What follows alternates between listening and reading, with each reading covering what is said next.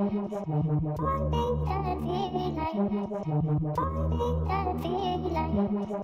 there's one little thing.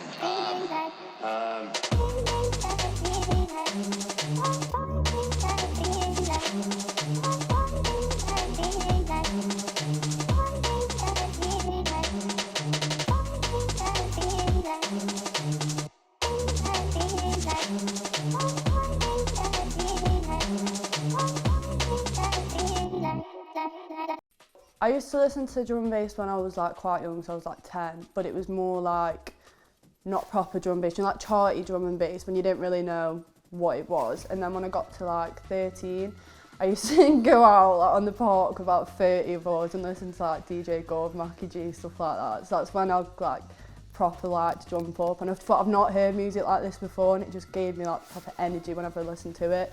So from then I was just like, yeah, just listen to it continuously and just like loved it more as time went on. So we were at Why Not Festival, and after every tent and main stage finish, we were like, should we go back to the tent? I was like, no, we just need to find someone else to go. They were like, there's a secret rave thing called Off Midnight Records. I was like, alright, cool, let's go check it out. We walk in, they're blasting drum and bass in there and bass line, and it was just ridiculous. I think I'd like heard drum and bass like growing up probably, but I don't think I'd ever gone to like a proper drum and bass event until I think I saw Shy Effects at the Students' Union, like when I was at uni years and years ago. So my dad was actually a DJ all through the 90s. He was like a hard trance DJ, so there's always been decks in my house. Like I've always had to go on them as time's gone on, but like I didn't really find a genre that I was like, yeah, I really want to do this. But obviously when I started listening to drum and bass, when I came to uni, I realised I didn't really know of any female artists, so that kind of knocked me back. But I just got this little controller one day, it cost me like 60 quid, and just started going with it. I did a bit of bass line, then went on to drum and bass and like upgraded my controller to like a bigger one, and then just self-taught really.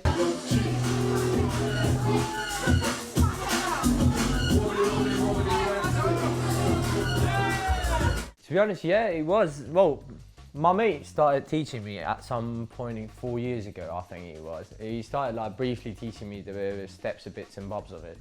But it was when I moved to uni, the first year I bought a number 500 controllers, they called the party mix, that's 70 quid. I was like, oh sweet, I'll start mixing on them.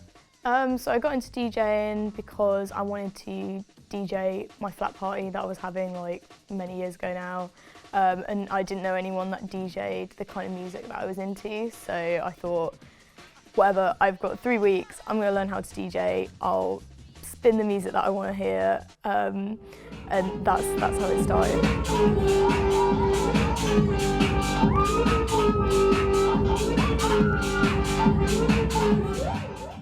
I had been mixing for like 2 years, putting mixes out and stuff, but it had just been like house parties and stuff, so I didn't really count that. But when I went to this Rosa festival and Theo, he was actually playing a set, and they just came up to me, the lads that ran it, and they're like, oh, we know that you can mix as well, like, do you want to jump on? And I was like, oh my God, because I've never done it before, but I got on and I was very shaky for like a few seconds because I've got anxiety anyway, so I was like, oh my God. But then all my nerves just went, like as soon as I dropped a tune, just went, and I just felt like everyone was kind of looking at me and gassing me up, and I was like, this feels good. So it just went really well.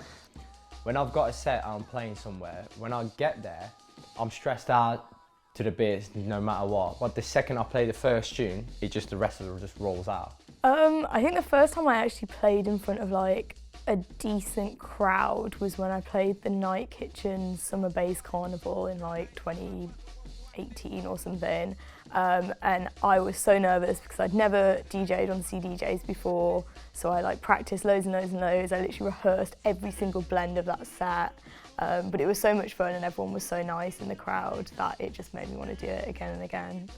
So I was working at 3 through lockdown and like doing uni, and obviously I wanted to get bookings, but like I thought it's not really going to happen, and it's just taken off. So now it's become a point where like it's my income now, like I'm actually making good money from it.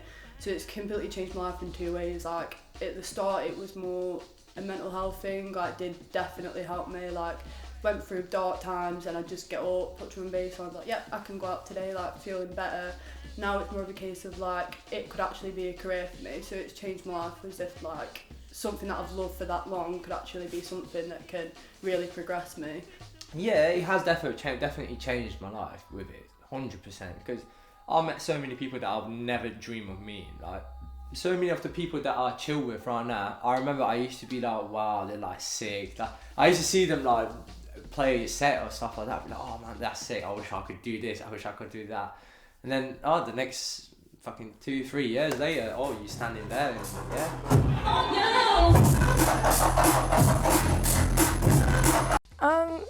I mean, my life is very vastly different to what it was like 4 years ago before I started DJing. I've like been places, I've done things that I never thought I would through music, and I think the really tight-knit communities that are part of genres like drum and bass are a really big part of that as well. Like,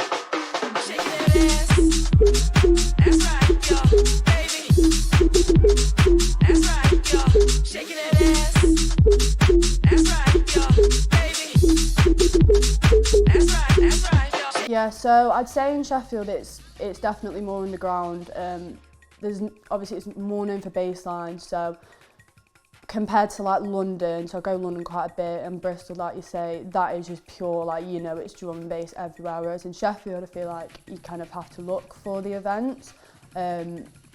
It's getting bigger though, because you've got like the Ray sound system lads, obviously Sanaa Sound is all around here, and obviously more of us like up and comers, we're like making more of a drum and bass scene here, but it's definitely more underground than anywhere I've been, to be fair. I think it is quite a small scene compared to other cities. The Sheffield music scene is an interesting one because I think there's a lot of very specific cliques within the music scene depending on what you're into. The sound system, like DnB scene, is really cool. It's not one that I think I've participated in fully, just because I think it's interesting, especially being like a minority in music and trying to break into those scenes that you don't see a lot of that going on in. But all in all, the Sheffield scene is really lovely, and there's always friendly people at nights. I feel like it used to be like so male dominated. Like, I didn't really know of any female artists, to be fair. Like, there was a couple, you've got like Harriet Jackson, Cars, people like that. But I feel like it was very, you've got the lads in drum and bass and that's it. There's still a bit of sexism in the scene. Like, you've got girls who, people like Aria, for example, she's like smashing it, and still she's not high up on lineups, where like people who don't get as many plays or aren't getting booked as much, they're still above her, and I do feel like that's because she's a girl.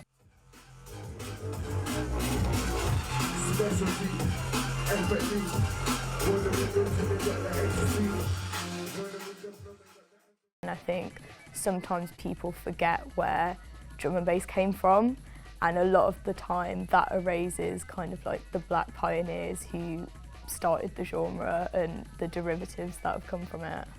There's a lot of erasure of black artists in particular when it comes to drum and bass, and especially queer black people as well.